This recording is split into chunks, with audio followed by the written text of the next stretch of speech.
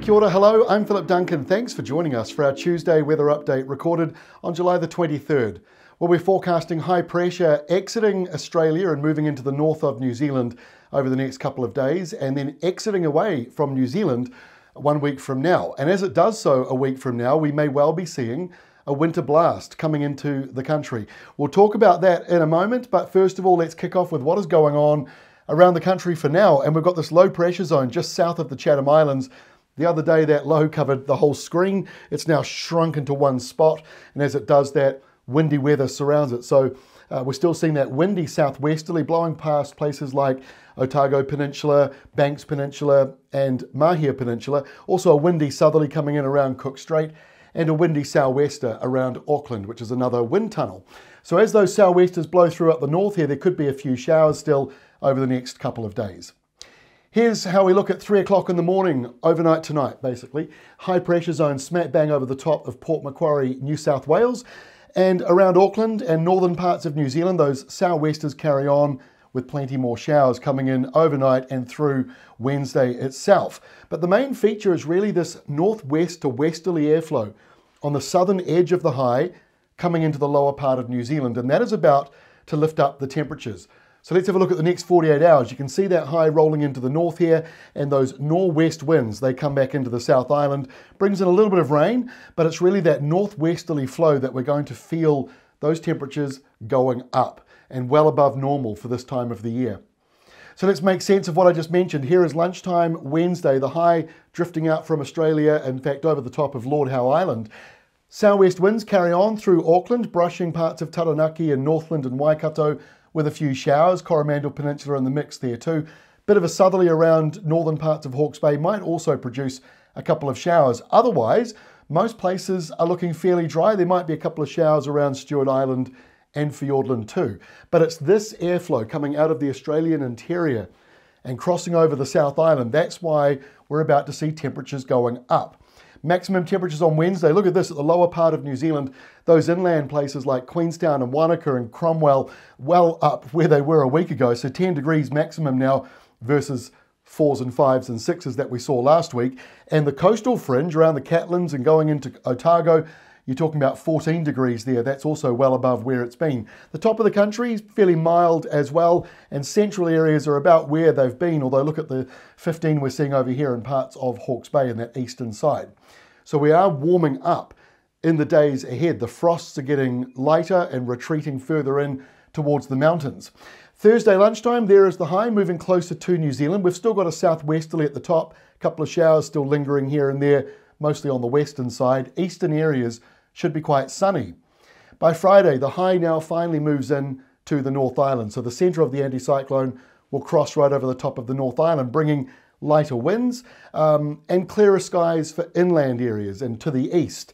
Western areas could be caught up though in the cloud coming out of the Tasman Sea. So I wouldn't rule out even the chance of an isolated light shower on Friday, although it does look mainly dry. Northwest winds, they are picking up now over the South Island. So let's have a look at the departure from normal temperatures. This is showing the next couple of days in an animation. So we start off with midnight tonight.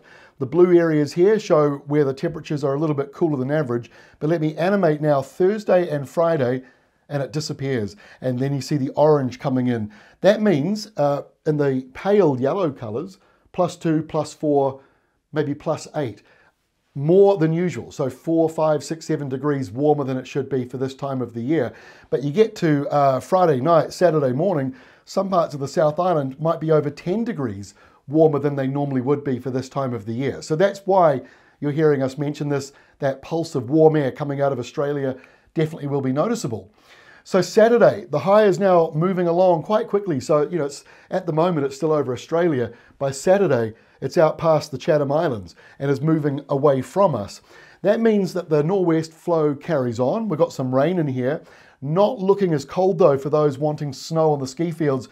I said the other day, or yesterday I think, that there was a chance for it, and there is still some chance, maybe a better chance on Sunday as you get some cooler air mixing into this system here, and that could produce some snow along the mountains, ski fields and the ranges. Not low down though, because this is still a northerly flow coming in across the country. So a couple of showers around the North Island on Sunday, a windy nor'wester picking up through Wellington and Cook Strait, but the main feature is this southerly that's on its way. And you can see it here coming into Australia on Sunday, which means by Monday, that is our setup. So a week from now, as we go to Tuesday of next week, the big cold part out here over the Tasman Sea will be moving across New Zealand. But there is a couple of catches here. We're not locking it in, because not yet anyway, because it's still too early. But this high pressure zone is the main driver. When they're shaped tall, like that one, they stretch all the way down into the Southern Ocean. And when it does that, over the top of the Southern Ocean, it scoops up that colder airflow. And you can see here on the Antarctic ice shelf, southerly winds getting caught up into this. So based on this map, that is a proper Antarctic southerly.